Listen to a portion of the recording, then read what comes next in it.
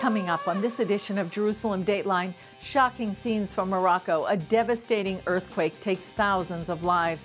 We go on the ground and show you how Operation Blessing is bringing hope to the disaster zone. Plus, drive through 3,000 years of Jewish history on Israel's biblical highway. At En Gedi, questions and secrets, ancient swords unearthed deep in the Judean desert suggest an amazing story. All this and more on this edition of Jerusalem Dateline. Hello and welcome to Jerusalem Dateline. I'm Julie Stahl. A showdown is brewing between Prime Minister Netanyahu's government and Israel's Supreme Court. Today, the court began hearing arguments to strike down a law that curbs its own power. The judicial amendment, passed in July, limits the court's ability to overrule government decisions it deems to be unreasonable. The legislation is part of Netanyahu's controversial judicial reform plans, which seeks to weaken the court and give more control to his ruling coalition. The case is considered one of the most significant in Israeli history because it tests the power limits of the executive and judicial branches.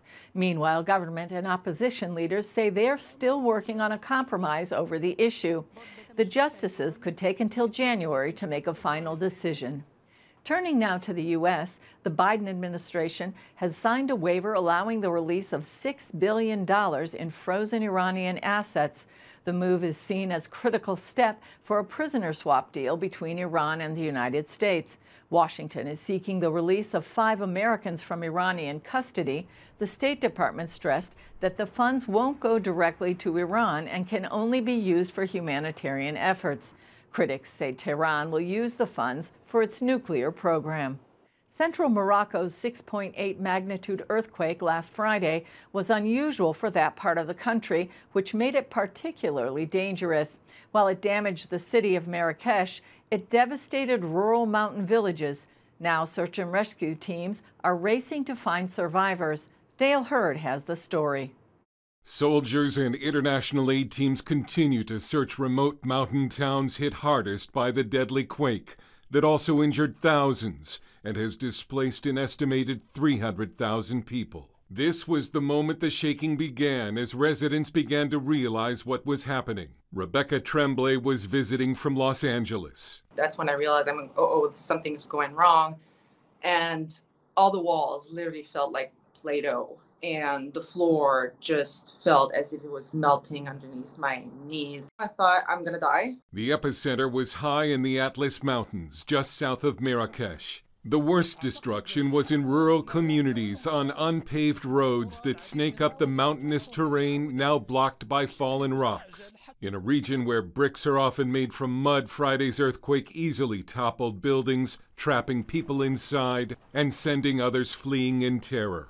Rescuers trying to dig through the rubble to find any possible survivors pulled this person out, injured but alive. In the village of Tarodont, residents comforted each other. This man says 2 of his daughters died when the ceiling collapsed on them as they slept. Another man lost his wife, daughter, parents, and sister-in-law. Thousands lined up to donate blood. We saw on the news that they need donation for blood, and I didn't even think twice. Families spent another night sleeping outside, too afraid to return to their damaged homes after as many as 17 aftershocks. Many still waiting for food, water, and electricity.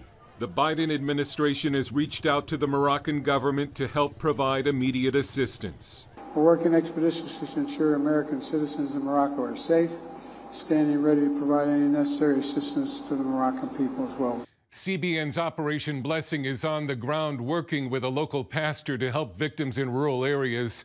Today, they're working to deliver tents to villages as well as solar lamps for people living outside after the quake.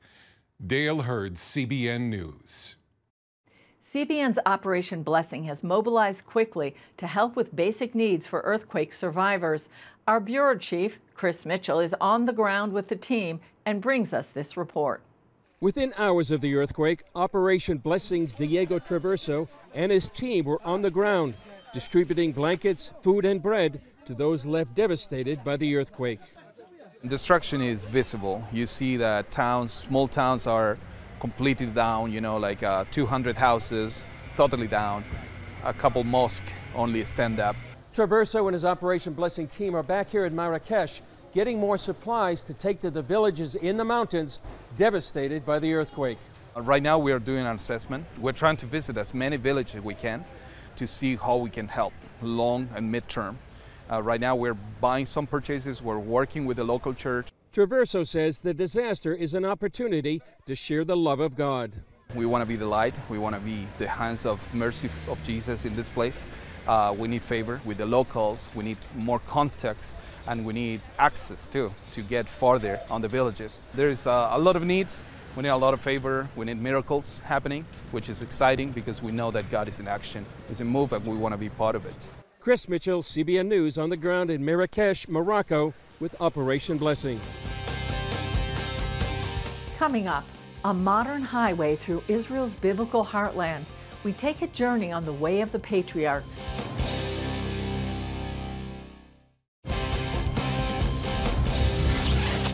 Judea and Samaria are Israel's biblical heartland, but most of the world calls it the West Bank. Now, a key highway through this historic but dangerous part of the country is the subject of a new film.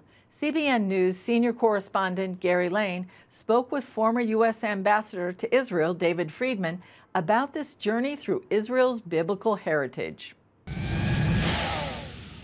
Judea and Samaria are Israel's biblical heartland, but most of the world calls it the West Bank. Now, a key highway through this historic but dangerous part of the country is the new subject of a new film. As Chris Mitchell reports, it's a journey that explores the rich biblical heritage of the road that's known as the Way of the Patriarchs. In the film Route 60, the Biblical Highway, former U.S. Ambassador to Israel David Friedman and former Secretary of State Mike Pompeo trace this highway that bisects the land of Israel. The 146-mile road connects modern and ancient Israel, from Nazareth, where Jesus grew up, to Beersheba, where Abraham lived, and now it's home to one of Israel's high-tech centers. This is a place where you really can think about the continuum of life. The documentary explores the rich 4,000-year-old biblical history along this highway that holds both historical and spiritual significance to Bible believers around the world. We know him as Jesus of Nazareth, right? This is where he began much of his work, much of his life. It also has been the scene of unrest, violence, and under scrutiny of world powers. Friedman and Pompeo bring a unique perspective to the movie, combining their Jewish and Christian faiths along with their experiences that directly affected this land as members of the Trump administration. David Friedman, the former U.S. Ambassador to Israel, joins us for more on this fascinating film. Ambassador Friedman, Route 60 goes right through what the world calls the West Bank, but it's really biblical Judea and Samaria. Explain to us how the Jewish faith is so connected to the land of Israel. Well, Gary, good to be with you. The Jewish faith is part and parcel, really, of the land of Israel. I mean, the covenants that were made by God to Abraham, Isaac, Jacob, and the prophets, I mean, these covenants all really tie to the land. It's God's promise, not just that the Jewish people will flourish and become a great nation, but they'll become a great nation specifically in this part of the world, in this territory. And, you know, for thousands of years, that was a covenant that, you know, was prayed for, but unrealized. And then, you know, as you know, beginning in 1948, the Jewish people, you know, they created the state of Israel and reclaimed the territory that had been promised by God. Of course, Jews have been living there for thousands of years, but normally as guests of another nation, normally usually a hostile nation. Here in 1948, the Jewish people returned to their land and gained sovereignty over it. But, and this is what the point of the movie is, the real biblical heartland of Israel, the real biblical territory that we all know and we read about as kids, and the stories that we know and that we continue to study, that biblical heartland is still an area which, in an area where people don't go to visit very often, whereas most of the world thinks that Jews have no right to be there. They refer to it, as you say, as the West Bank, some nondescript strip of land that people, you know, think about a bunch of people just fighting over as a real estate dispute, and no one realizes just how incredibly important and sacred and spiritual and deeply connected this territory is, this land is, to the Jewish faith and the Christian faith. And what Mike Pompeo and I do is we go from place to place, from places like, Shiloh, Bethel, Jerusalem, Bethlehem, the tomb of Rachel, Hebron, these places that are really neglected, because of the political disputes.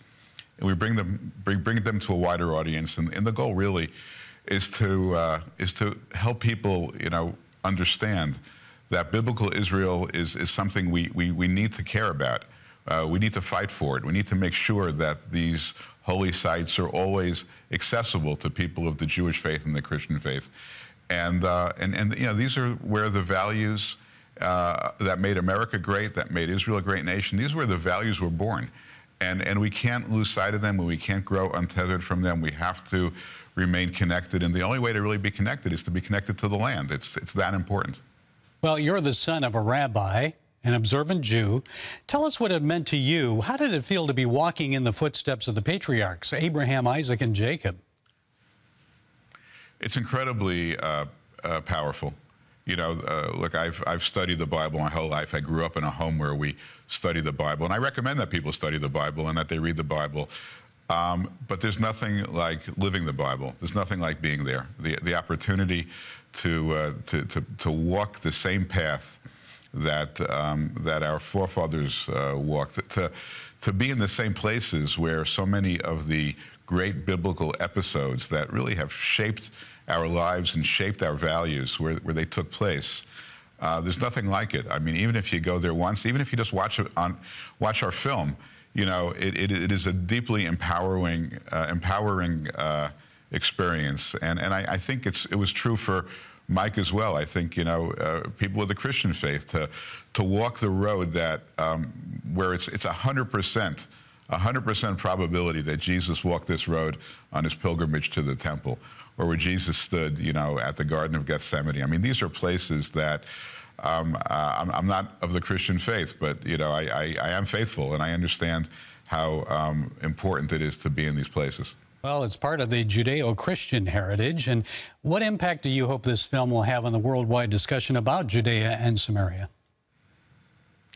Well, I just hope people stop talking about this as the West Bank, as if it's some nondescript territory that, can sort of be, broken up or split up or handed over to enemies of the Jewish people, or to people who have demonstrably failed to preserve these places for the Jewish and Christian faiths.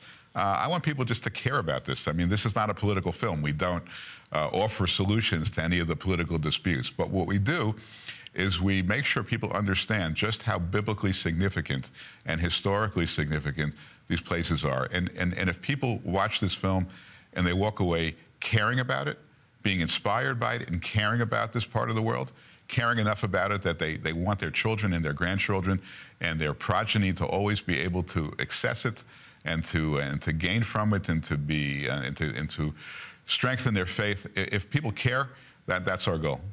And tragically, there's been a rise in terror attacks along Route 60. So what can Israel do to prevent this kind of terror attacks? Well, Israel has to, I think, make clear that this is the land of the Bible. This is land that was given to the Jewish people by God. This is land that is extraordinarily important to people of all faiths. That the state of Israel takes seriously its responsibility to protect all of this territory for all faiths, and it has to do even more. I'm not saying it's not doing all it can. Has to do more to keep this area safe and secure for worshipers of all faiths. And I know that unfortunately, regrettably, there have been so many attacks on this road just in the last few months. It has to be brought to an end. It's critical not just for those who live there, but for the people all around the world who derive so much faith and inspiration, from this very small but very important part of the world.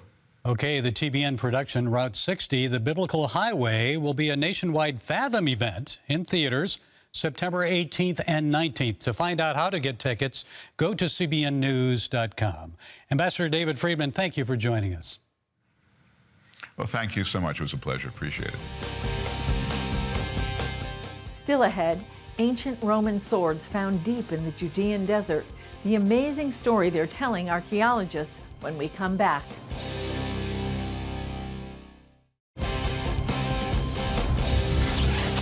Israeli archaeologists have found a weapons cache from almost 2,000 years ago, about 50 years after the Second Temple was destroyed.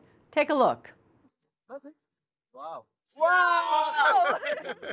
Labeled a sensational find, archaeologists discovered 4 1,900-year-old swords and a pilum, Roman javelin, in an En Gedi cave overlooking the Dead Sea. They are very preserved, extremely beautifully. So we research all the assemblage of weaponry, and for now, in this particular time of research, we assume probably that they were connected to some war or a rebellion that took place in the land of Israel during the 2nd century CE.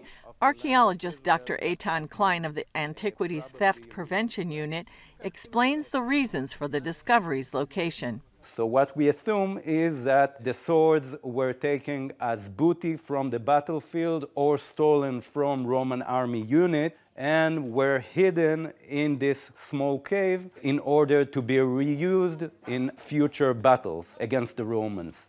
Klein also talked about what the weapons told him and the other archaeologists. This is very exciting for me. It's once in a lifetime to find this kind of artifacts. It's a story that I can tell through the swords, through the findings. And the story is about war that took place here between Jews and Romans. This is the unique find in the land of Israel itself. We know of swords that were found in this region, but never in such a great condition. Still in their wooden scabbards, with the leather that's surrounding them, with ropes that were used by the soldiers. Dr. Asaf Geyer, an expert in Land of Israel studies at Ariel University, discovered the stash while on another mission. We went down to the cave near En Gedi in the Judean desert to re-image an ancient Hebrew inscription inscribed on the cave wall. They dated the inscription to about the 7th century BC, to the time of the kingdoms of Israel and Judea. And while we were taking images of the inscription, in one of the niches at the back of the cave, I was able to reach down my hand and get a head of a Roman spear. In excellent condition, almost without corrosion, almost I would say brand new. They returned to the scene with another archaeology team and discovered the second niche with the 4 Roman swords. Oh my God! And while they learned much from the weapons, Geyer says the cave itself has a story to tell. You have a cave that's in use for centuries, and each generation uses it for different cause. During the last 6 years, the Israel Antiquities Authority and other government ministries have investigated hundreds of caves, carrying out 24 excavations to save archaeological remains from potential looters. Up next, a stunning memorial pays tribute to the lives lost on 9/11. Thank you for watching Jerusalem Dateline. We're committed to providing you with unbiased reporting from the Holy Land. Through weekly broadcasts, podcasts, and online media, our vision is to reach millions around the globe with the true story of what's happening in Israel and the Middle East, all from a biblical and prophetic perspective. This is a big vision and is only made possible by the generous support of people like you. Call us toll-free at 1-800-700-7000 or go to cbn.com/Jerusalem Dateline and make a donation that will help spread the light of truth about Israel throughout the world. This week marks the 22nd anniversary of the September 11 attacks, one of the darkest days in American history. The terror attacks killed nearly 3,000 people and traumatized the nation. Here in Jerusalem, Israel has a special memorial to honor the victims of 9/11. Hi, I'm Julie Stahl for CBN News, and we're here today at the 9/11 Memorial in Jerusalem called the Living Memorial. We want to tell you about the memorial here. It's very unique. First part of it is shaped like a flag. You can see it's quite tall. is kind of crumpled at the bottom to symbolize the towers, the Twin Towers falling. It morphs into a flame at the top.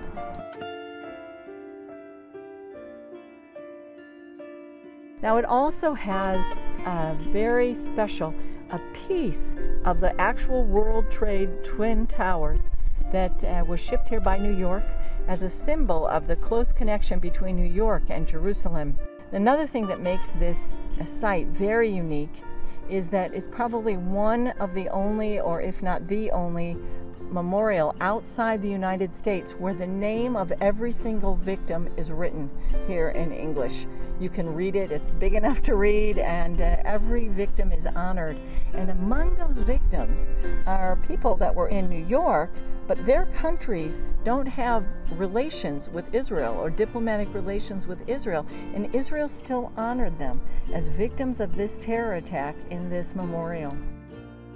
Another thing that's it's in the Arazim Valley. It's a little ways outside the city, and it overlooks the main Jerusalem-Tel Aviv highway. We want to just bless you today. We want to pray for comfort for anyone who was wounded in the attack, lost relatives and friends in the attack, and other attacks along the way. And we just ask for comfort from the God of all comfort. That's all for this edition of Jerusalem Dateline. Thanks for joining us. Remember, you can follow us on social media, and you can access CBN content through our CBN apps and email blasts. Before we go, I just want to remind you to pray for the victims of Morocco's devastating earthquake. Pray for those who may still be trapped, for miraculous recovery of them, for healing in body, soul, and spirit for those who have gone through this terrible tragedy, for provision for those who have lost everything, and pray for the rescuers who have gone there to help, for wisdom, for strength, for emotional strength to go through this, and protection. And remember, the God who's watching over Israel and you and me neither slumbers nor sleeps. I'm Julie Stahl. We'll see you next time on Jerusalem Dateline.